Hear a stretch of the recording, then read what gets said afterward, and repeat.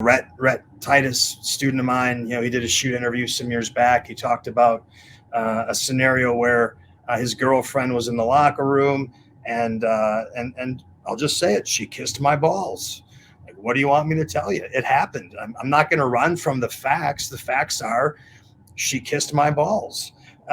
She did it willingly. She did it, I would almost say, gleefully, maybe a little too gleefully, right? There's a whole story and context behind it. She was putting kisses on all the wrestlers with her lipstick. She didn't really belong in the locker room, but she was going to accompany him to the ring that night.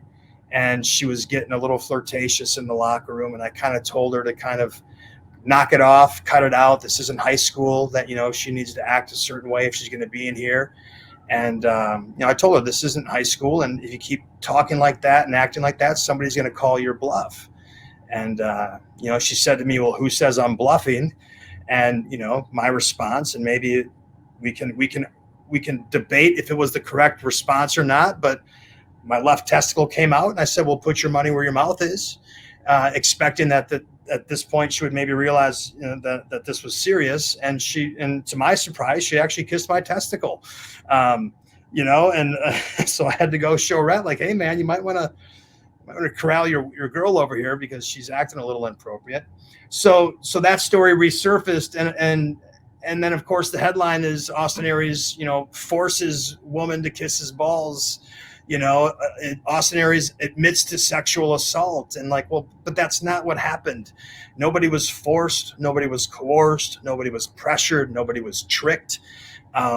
She did this. She was an adult, and she made a choice to do this. And but again, you take all these things and people, wanting to believe a certain narrative about me.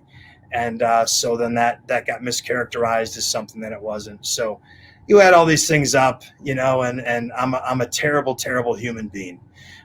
Because even though we know pro wrestling isn't real, we know that Austin Aries is really a terrible human being in real life, even though most people have never met me in real life. So they have no idea who I am or who I'm not.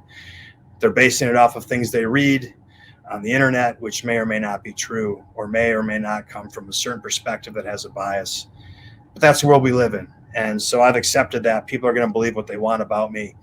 And it's no longer my job to try to change people's opinions, because that a lot of times ends up being futile, and you'll just drive yourself nuts. Thank you for watching the Hannibal TV.